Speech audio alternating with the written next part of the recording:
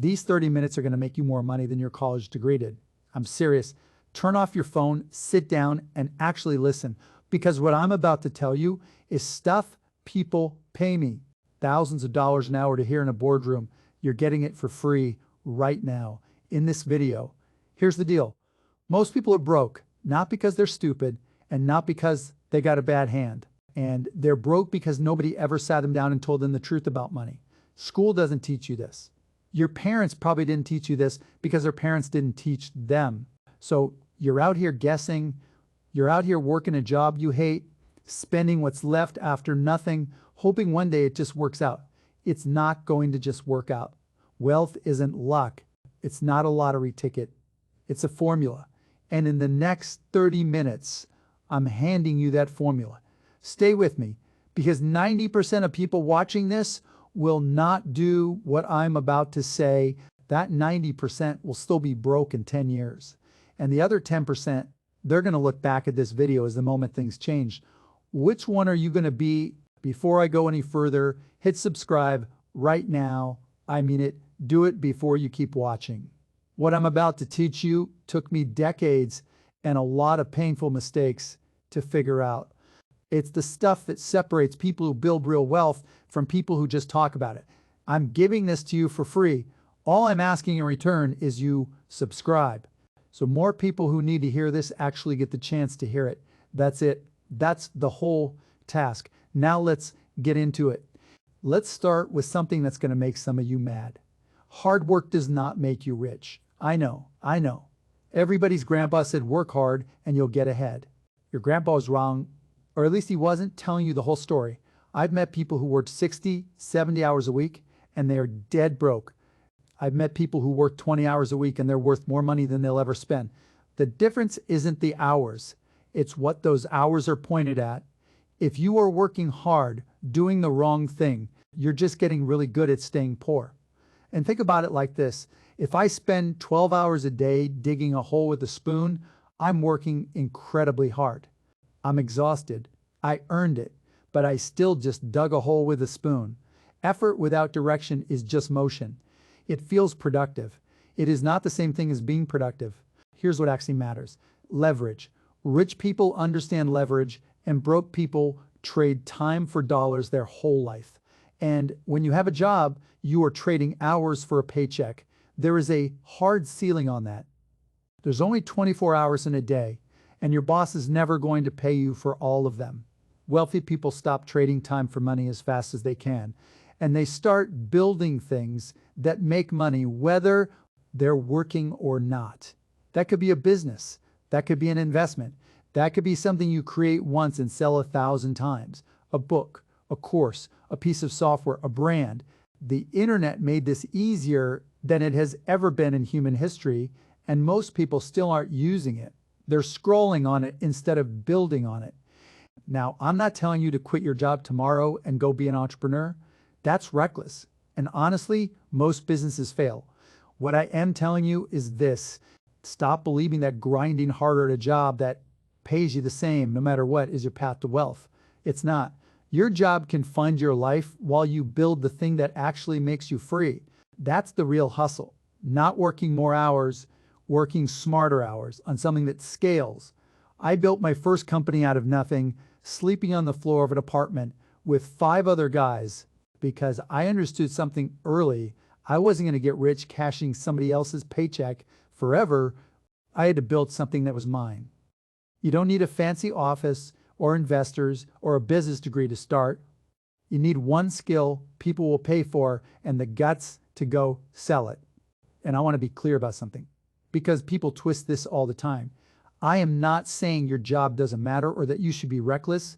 I'm saying your job is a tool, not the destination. Use it to pay your bills. Use it to learn skills you can't learn anywhere else for free. Use it to build relationships and a reputation. But don't confuse showing up and collecting a paycheck with building wealth, because those are two completely different games being played on the same field. The guy in the cubicle next to you might be there 20 years from now, same title, same salary adjusted a little for inflation, or he might be running his own thing or sitting on investments that took over while he was still going to work every day. Same starting point, completely different outcome. And the difference was what he did with his nights and weekends and what he did with every dollar that came in. That's section one of the formula. And it's already more than most people ever figure out in their whole life. Now let's talk about the one skill that will outperform every single degree you can put on a wall. It's sales. I don't care if you want to be a doctor, a plumber, an artist, or a software engineer. If you cannot sell, you will always be capped. And I don't mean sales like some sleazy guy in a bad suit. I mean the ability to communicate value, to convince somebody that what you have is worth their time or their money. Every successful person you've ever heard of, whether they call themselves a salesperson or not, is exceptional at selling something. They're selling an idea, a product, a vision, or themselves. Doctors sell patients on trusting their diagnosis. Engineers sell their bosses on funding their projects. Artists sell people on caring about their work. If you can't sell, none of your other skills matter because nobody's going to know you have them. Here's the good news. Sales is not something you're born with. It is a skill like any other, and you can build it starting today for free. You want to get good at sales? Start talking to more people. Practice explaining what you do in one sentence that makes a stranger actually care. Watch how the best salespeople you know operate, whether that's a car salesman or your favorite YouTuber. They are all doing the same thing. They identify what somebody wants, and they show them how to get it. That is the entire game. Stop thinking about your product, your job, your idea. Start thinking about what the other person actually needs and speak to that. I'll give you something practical you can do this week. Pick one thing, a skill, a service, a product, anything, and go sell it to 5 different people. It could be as small as convincing your neighbor to let you mow their lawn for $20. The point isn't the $20. The point is you're building the muscle of asking for money and hearing no without falling apart. Most people are so afraid of rejection that they never even make the ask. And if you never ask, the answer is always no. Every rich person I know got comfortable hearing no 1,000 times before they heard the yes that changed everything. That's not motivation talk. That's just math. You have to take enough swings. The other piece of this is knowledge. You don't need a business degree, but you do need to become genuinely knowledgeable in whatever field you're trying to make money in. I read constantly. I still do. Before I started my first company, I was reading everything I could get my hands on about the industry I was going into, because knowledge is the one edge that anybody can get for free at the library or now for free on the internet. And the people who make excuses about not having enough education are usually the same people who haven't opened a book that wasn't required of them since high school. Nobody's stopping you from learning. The information is sitting right there. Go get it. I've always said, whatever business you're in, know it better than anybody else out there, because that knowledge is what you sell before you even open your mouth. When I was starting out, I outworked people not by staying later, but by knowing more. When a customer asked a hard question, I had the answer, because I had already spent hours learning the industry cold. That built trust faster than any pitch ever could. People don't buy from the person with the best script. They buy from the person who clearly knows what they're talking about and isn't afraid to be honest when they don't. If you combine real knowledge with the willingness to just ask for the sale, you are already ahead of almost everybody else trying to make money out there, because most people are winging it. One more thing on this, and it's simple, but people skip it constantly. Follow up. Most sales, most deals, most opportunities are lost, not because somebody said no, but because nobody ever followed up after the first conversation. Life is busy for everybody, including the person you're trying to sell to. A short follow-up message, a phone call, a simple check-in closes more deals than any clever line you could come up with. Persistence beats charisma 9 times out of 10. Remember that. All right, now let's talk about something less exciting but just as important, getting rid of debt and building yourself a war chest. You cannot build wealth standing on quicksand. And high-interest debt is quicksand. If you're carrying credit card debt at 20, 25% interest, I don't care what investment opportunity somebody's pitching you, paying off that debt is the best return you're going to find anywhere. There's no stock, no crypto, no real estate deal that reliably beats guaranteed 25%. Killing that debt is priority number one. Full stop. Here's how you actually do it practically. List out every debt you have, smallest to largest. Doesn't matter about the interest rate for this step. Throw every extra dollar you have at the smallest one first while paying minimums on the rest. When that one's gone, you take the money you were putting there and roll it into the next one. This is sometimes called the snowball method. And I know finance people will tell you, mathematically, it's not the most efficient way to do it. They're not wrong on the math, but I'll tell you what actually matters more than the math. Whether you stick with it, knocking out that first small debt gives you a win, a real one. And that win keeps you going. Money is only half math, the other half is psychology, and don't let anybody tell you differently. Once the high interest debt is dead, you build your war chest. This is your emergency fund, and I want you to think of it exactly like that. A war chest, not a savings account you dip into for a new pair of shoes. 3 to 6 months of your basic expenses sitting somewhere safe and boring, not invested in anything risky. Why does this matter so much? Because without it, you're one bad month away from going right back into debt. The second life throws something at you. A car breaks down, you lose a job, somebody gets sick. Life does not wait for your convenience. The people who build lasting wealth are the ones who aren't forced to make desperate decisions when things go wrong because they built the cushion first. Skip this step and you will spend your whole life 2 steps forward, 3 steps back. Let's talk about how you actually find the money to do this, because that's where most people get stuck.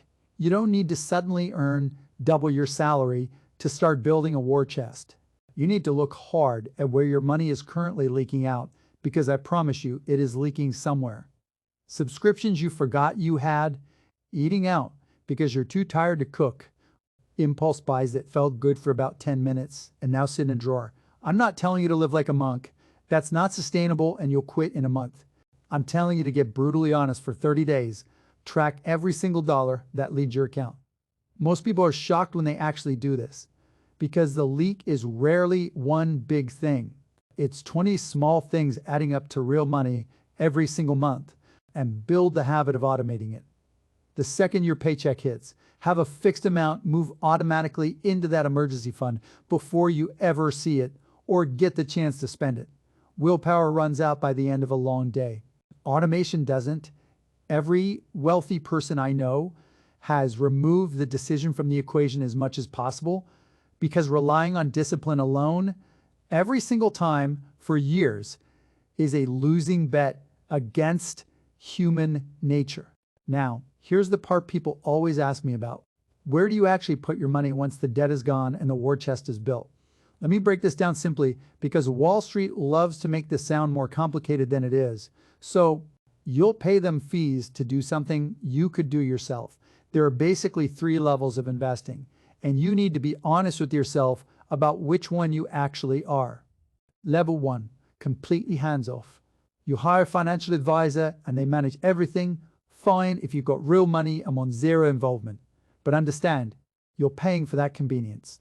Usually around 1 to 1.5% of your money every single year, forever. Over 30 years, that fee can eat hundreds of thousands of dollars out of your pocket. That's not a knock on advisors. Some are worth it, but know what you're paying for. Level 2, passive investing. This is where most people, and I mean almost everybody watching this, should be. You put your money into a broad index fund, something that tracks the S&P 500, which is basically the 500 biggest companies in America. Historically, that's averaged around 10% a year over long periods. You're not picking winners. You're betting on the entire American economy to keep growing, which it has done for over a century through wars, recessions, and everything else you can imagine. It is boring. It is not exciting. It is also one of the most reliable wealth-building tools that has ever existed. And it costs you almost nothing in fees. Level 3, active investing. This is picking individual stocks, real estate, businesses, whatever, yourself, More potential upside, way more risk, and it requires real time and real research. I'll be straight with you. The data is brutal here. Over any 20-year stretch, more than 90% of professionals who actively manage money underperform a simple index fund after fees. Professionals, people who do this full-time for a living. So if you think you're going to beat the market trading on your phone between meetings, you need to check that ego at the door. Some people do it well. It's a small percentage, and it takes a real obsession with research, not gut feelings and hot tips from a group chat. Be honest about which category you're actually in. Here's the math that should motivate you. If you invest $1,000 a month for 30 years and get that historical 10% return, you end up with roughly $2 million just from consistency, not from picking a winning lottery ticket, not from some genius stock pick, just from putting money in every single month and letting time do what time does. That's available to almost anybody reading this who's willing to actually do it instead of talking about doing it. Now let's talk about the thing that trips people up more than any strategy: emotional control. When you're invested in something liquid, something you can check on your phone at any second, your brain starts treating it like a video game.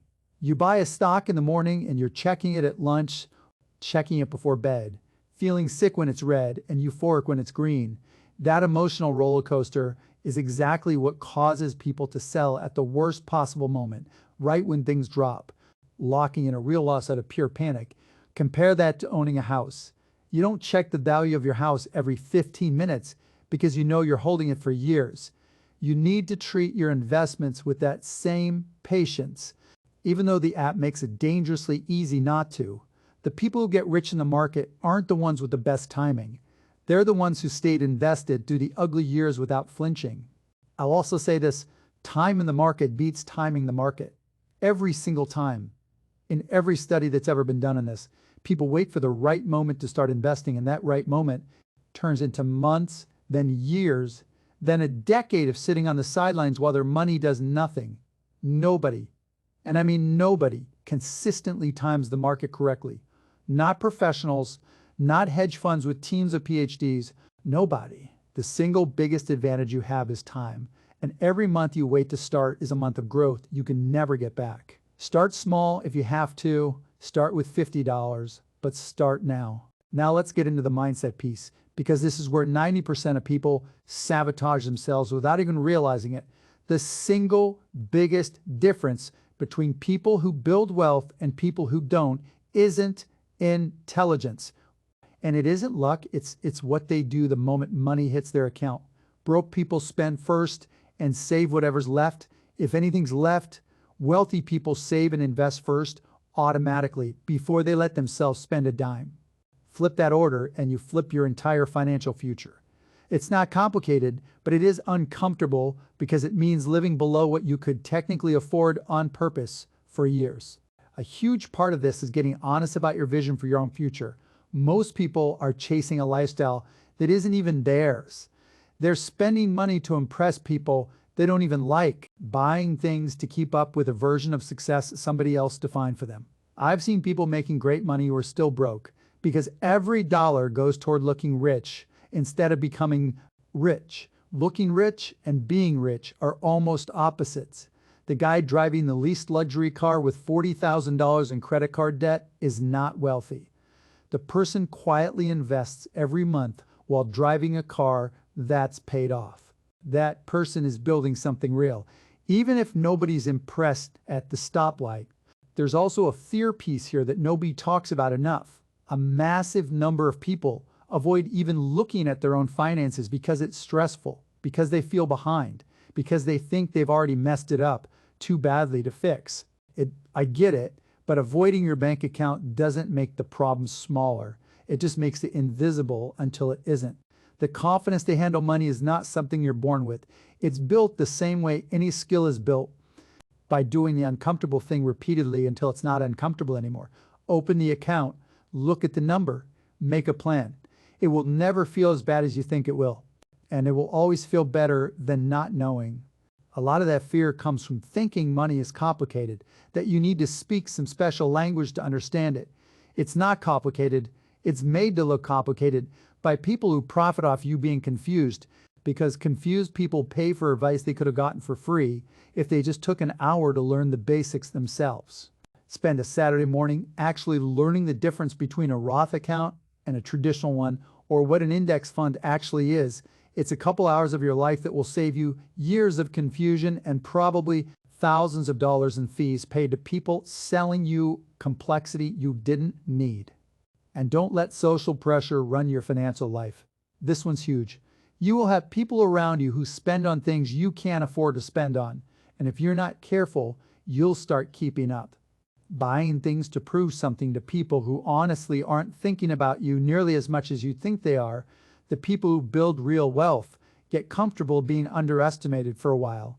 They drive the older car, they skip the trip, they wear the same jacket for 5 years, not because they can't afford otherwise eventually, but because they understand that every dollar not spent trying to look successful is a dollar working to actually make them successful. That patience, more than any stock pick or side hustle, is what separates people who talk about wealth from people who actually build it. So here's your challenge.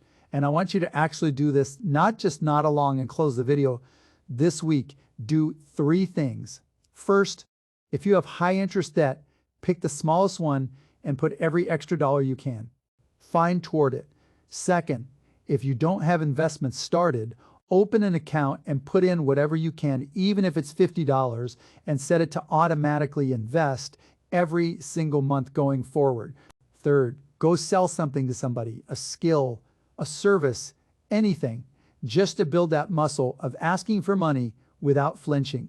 None of these steps require you to be a genius. They require you to actually do them instead of watching another video about doing them.